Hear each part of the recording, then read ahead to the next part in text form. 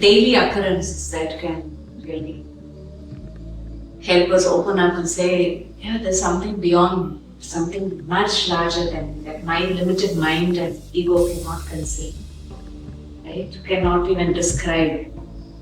And can I connect to that? Can I receive from that? Can I fill myself with that? And can I just allow that to hold me, guide me, support me? And I think that is really the essence of the yoga of nature.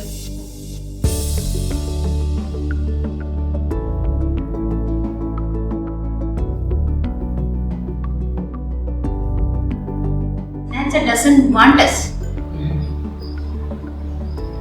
but we need a nature.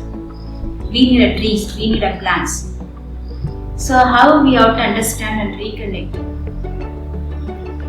So universe is giving all the wonderful things in front of us. Maybe you can't see something like a normal life. How to see from your inner value and see that you can find it whatever you want.